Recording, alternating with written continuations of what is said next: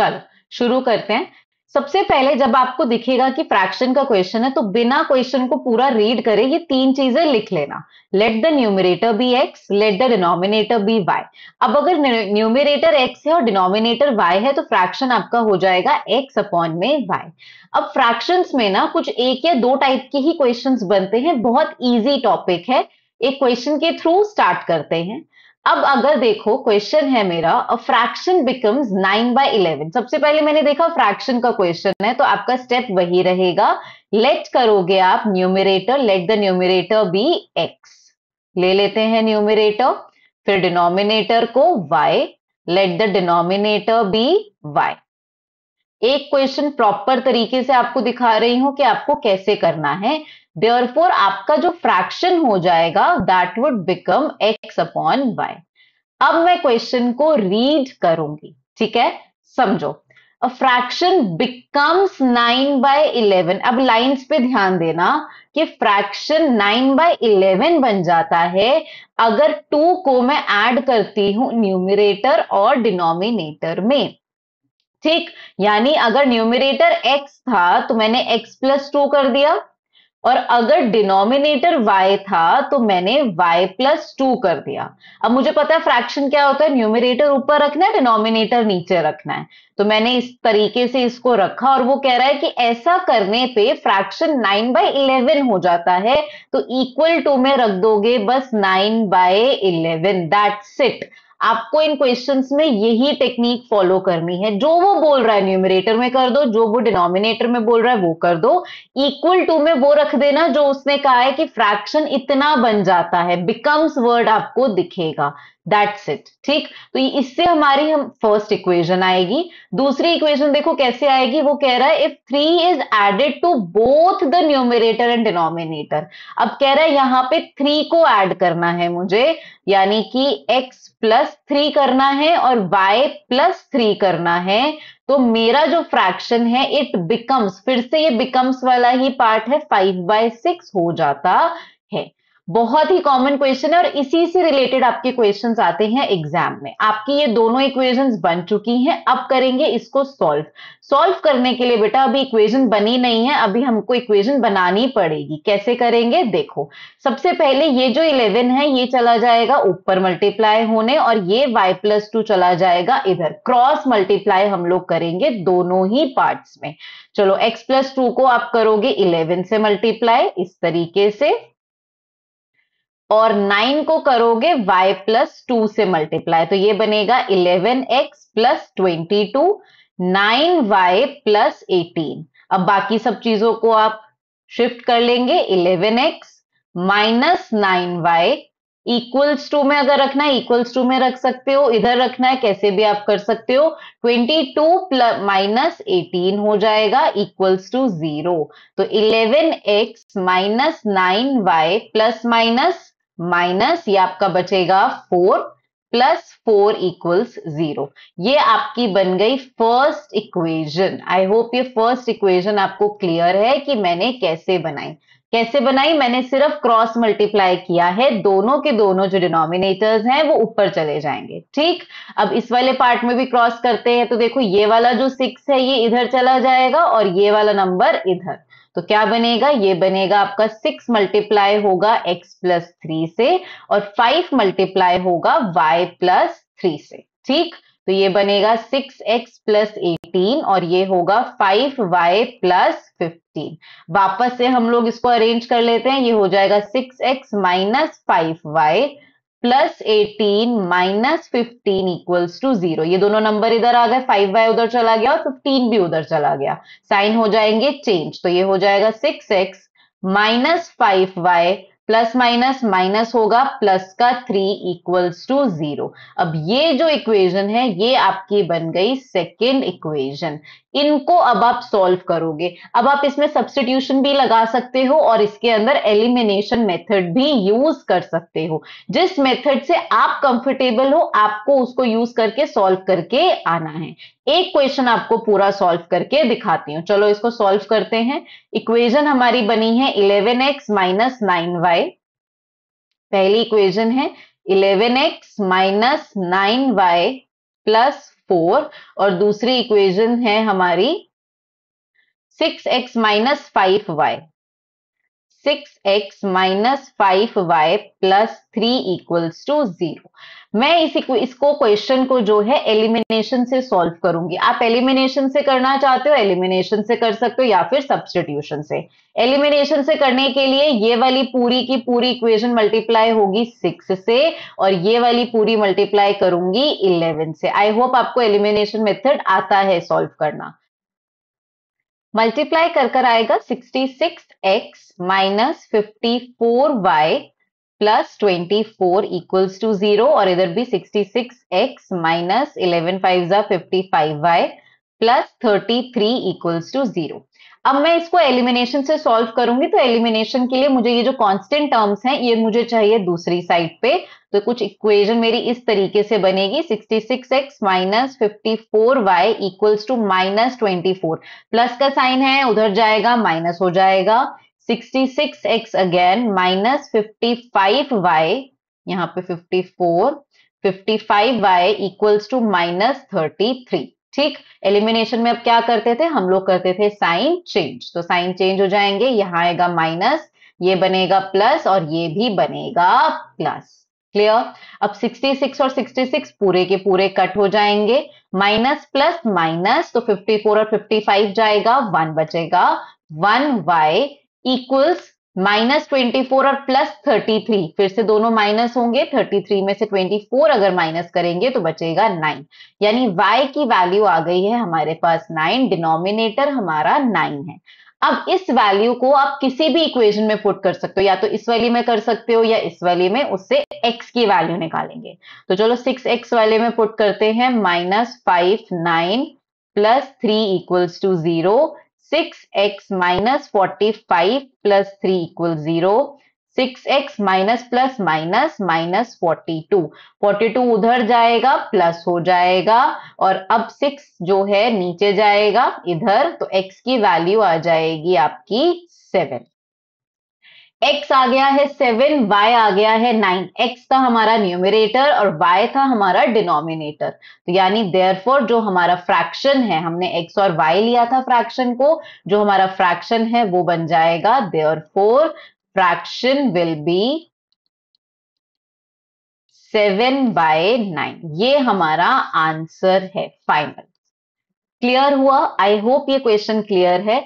3 marks में ये questions आते हैं वर्ड प्रॉब्लम के और बहुत ही इजी क्वेश्चंस होते हैं। इसी फॉर्म में आपको करना होता है। ये जो बिकम वाला पार्ट होता है ना, बिकम्स वाला क्वेश्चन, ये तो बहुत ही इजी होता है। आपको एक और 2 क्वेश्चंस दिखाती हूँ इक्वेशन बना के, जिससे आपको और कॉन्फिडेंस आएगा कि ये बिकम वाले क्वेश्चन फ्रैक्शंस में हम कैसे करते हैं।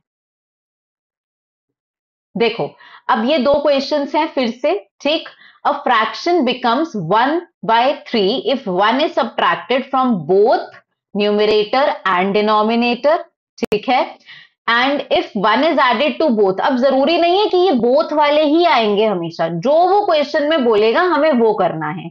अब x और y को जब आप लेट कर लोगे तो पहले पार्ट में कह रहा है 1 is subtracted from both, यानी दोनों में से 1 माइनस कर देना, कर दिया। अब बिकम्स बोल रहा है ना वापस से बिकम्स, तो यानी इक्वल टू वो 1/3 बन जाएगा। ये आपकी पहली इक्वेशन आपको इससे मिल जाएगी वापस से क्रॉस मल्टीप्लाई करके। सेकेंड पार्ट में क्या कह रहा है, if 1 is added to both, added मतलब दोनों में 1 ऐड कर देना और फिर आपको मिल जाएगा इट बिकम्स 1/2, मतलब हाफ हो जाएगा, तो ये हो जाएगा 1/2। दोनों को क्रॉस मल्टीप्लाई कर देना, आपको दोनों इक्वेशंस मिल जाएंगी और सॉल्व कर लेना। आई होप इसको सॉल्व आप कर लोगे। अब यहां क्या कह रहा है, वो कह रहा है if we add 1 to the numerator. अब देखना ध्यान से, अगर न्यूमरेटर में 1 ऐड करेंगे, ठीक है, and subtract 1 from the denominator, but denominator में से 1 हमें सब्ट्रैक्ट करना है, अ फ्रैक्शन बिकम्स 1। अब यहां बच्चे कंफ्यूज हो जाते हैं, अब बिकम्स 1 है तो कैसे लिखें, आपने तो न्यूमरेटर डिनोमिनेटर की फॉर्म में 1/3 1/2 ऐसे सिखाया, कोई बात नहीं, इक्वल्स टू डाल के 1 लिख देना, दैट्स इट। 1 है तो इसका मतलब क्या होगा, नीचे भी तो 1 ही होगा, 1/1 हो गया। It also becomes 1/2। अब कई बार इस 1/2 की जगह वो हाफ वर्ड भी दे सकता है, ये बात याद रखना, हाफ वर्ड भी दे देगा, इसका मतलब भी 1/2 ही होता है।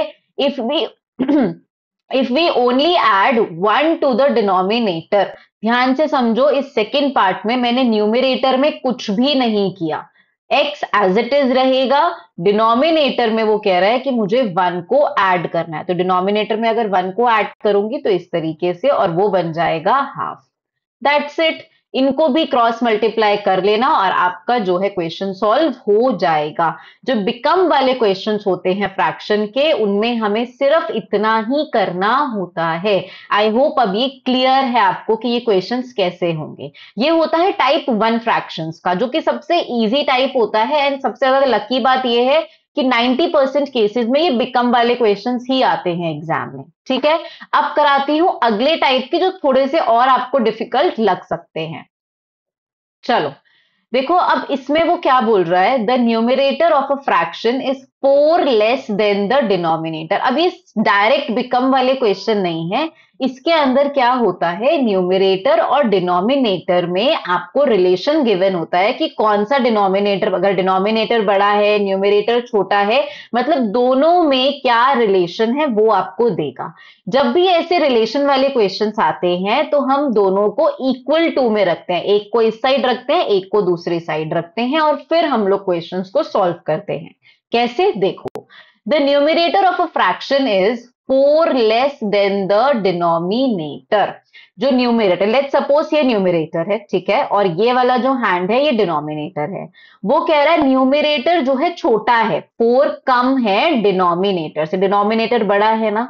अब मुझे बताओ कि दोनों को इक्वल लाने के लिए आप क्या करोगे। न्यूमिरेटर छोटा है, या तो इसमें x प्लस 4 प्लस करोगे तो दोनों इक्वल आ जाएंगे, या फिर बड़े वाले में माइनस करोगे तभी इक्वल आएंगे ना। तो जब भी आपको ऐसे रिलेशनशिप वाले क्वेश्चंस गिवन हो, आप अपने हैंड्स को यूज करके देखा करो कि मुझे दोनों को इक्वल लाना है। चलो स्टार्ट करते हैं फिर से। Let the numerator be x, अब फिर से मैं न्यूमिरेटर को क्या लूंगी, x लूंगी, और डिनोमिनेटर को मैं लूंगी y। ठीक, अब रिलेशनशिप वो क्या बोल रहा है मेरे को, वो कह रहा है कि न्यूमिरेटर छोटा है, दोनों को इक्वल रखने के लिए मैं क्या करूंगी, मैं न्यूमिरेटर में 4 प्लस कर दूंगी। ठीक, तो यानी अगर x और y मेरे को रिलेशनशिप बनाना है तो इक्वल लाने के लिए मुझे इसमें 4 प्लस करना पड़ेगा। मेरी पहली इक्वेशन मुझे मिल गई, दैट्स इट। अब वो क्या कह रहा है, if the numerator is decreased by 2 and the denominator is increased by 1, numerator को मुझे 2 से कम करना है, मतलब x माइनस 2 करना है, ठीक है, and denominator is increased by 1, denominator को 1 प्लस करना है, देन द डिनोमिनेटर इज, फिर से देखो रिलेशनशिप दे दिया ना उसने, डिनोमिनेटर और न्यूमिरेटर में, फ्रैक्शन बिकम्स नहीं बोला उसने, उसने कहा denominator is 8 times the numerator. अब फिर से आ जाओ, देखो हैंड्स को यूज करके करेंगे। अगर डिनोमिनेटर 8 टाइम्स है ज्यादा तो डिनोमिनेटर बड़ा होगा ना, ठीक है। अब दोनों को इक्वल लाने के लिए आप क्या करोगे, 8 किस में मल्टीप्लाई करोगे, आप नीचे वाले में मल्टीप्लाई करोगे, तो यानी दोनों को इक्वल लाने के लिए हम न्यूमिरेटर वाली साइड को मल्टीप्लाई कर देंगे 8 से।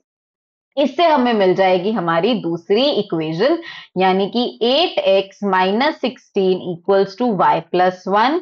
अब इन नंबर्स को आप इधर लेकर आओगे, 8x minus y minus 16 minus 1 equals to 0, 8x minus y minus 17 equals to 0।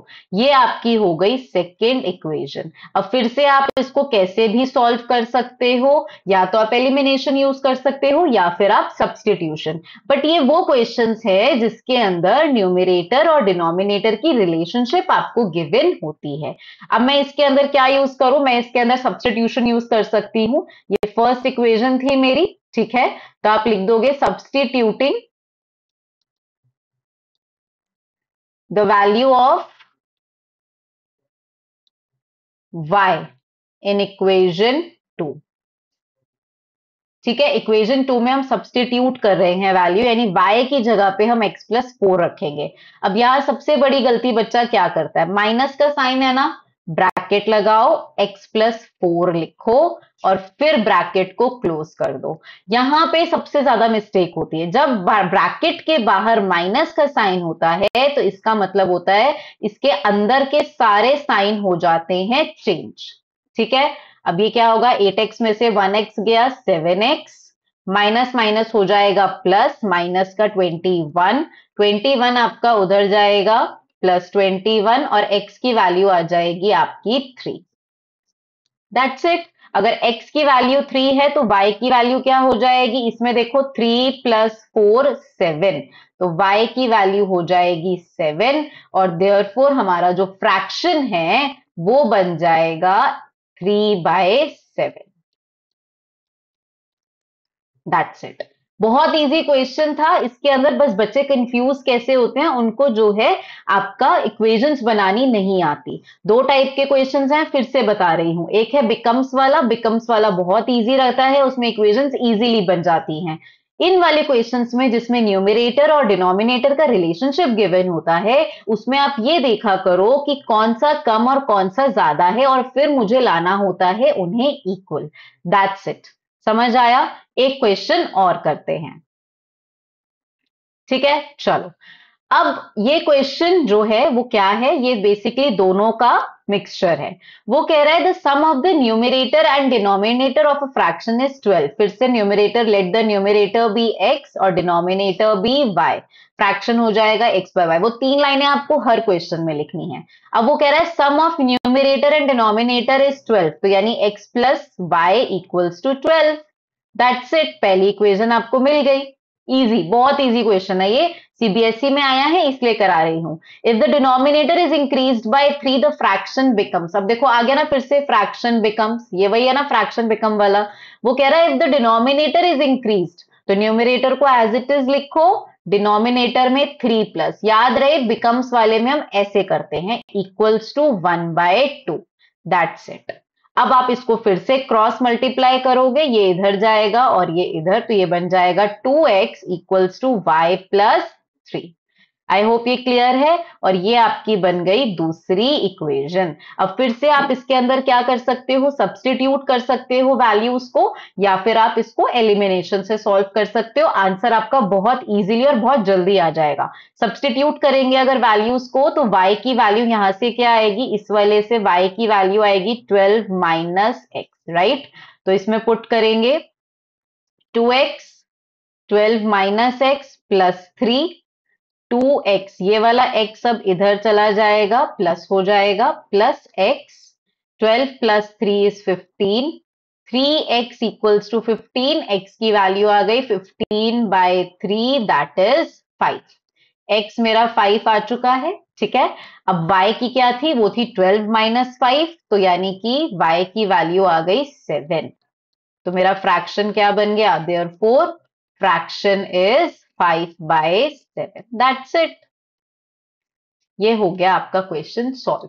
बहुत इजी क्वेश्चन था और देखो बोर्ड में भी आया हुआ है। इतना ही इजी है आपका ये वाला टॉपिक। एक लास्ट क्वेश्चन कराती हूँ, वो भी सीबीएसई बोर्ड का है। उसमें कंफ्यूज क्यों होते हैं बच्चे, क्योंकि उसके अंदर रेशो में लिखा होता है। दिखाती हूँ, चलो। लास्ट क्वेश्चन है फॉर द फ्रैक्शंस टॉपिक, इसके बाद आप सारे क्वेश्चंस इजीली सॉल्व कर सकते हो। अब इसमें वो क्या कह रहा है, वो कह रहा है the sum of the numerator and denominator of a fraction. अब ध्यान से समझना क्या बोल रहा है। The sum of numerator and denominator यानी x plus y is 4 more than twice the denominator. अब इज का मतलब क्या होता है, इज मतलब इक्वल्स टू, 4 ज्यादा है। 4, अब ये वाला पार्ट ज्यादा है ना, तो किसमें प्लस करोगे, नीचे वाले पार्ट में। ट्वाइस द न्यूमरेटर, तो ट्वाइस द न्यूमरेटर होता है 2x। ध्यान से समझना, अब फिर से ट्वाइस द न्यूमरेटर कर दिया मैंने, लिख दिया twice the numerator 2x, sum of numerator and denominator x plus y भी लिख दिया।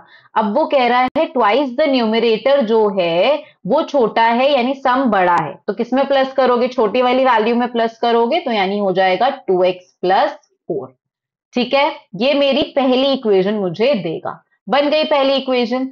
अब वो कह रहा है if the numerator and denominator are increased by 3, अगर मैं न्यूमरेटर और डिनोमिनेटर को 3 से इंक्रीज कर दूं, they are in the ratio 2:3। अब यहां पे बच्चे कंफ्यूज हो गए कि ये क्या है, रेशो क्या होती है, 2:3 का मतलब क्या है। बेटा रेशो का मतलब भी फ्रैक्शन ही होता है, 2:3 का मतलब वही है 2/3, बस ये बिकम वाला ही पार्ट है, इसको बस दूसरे टाइप की लैंग्वेज में उसने आपको दे दिया।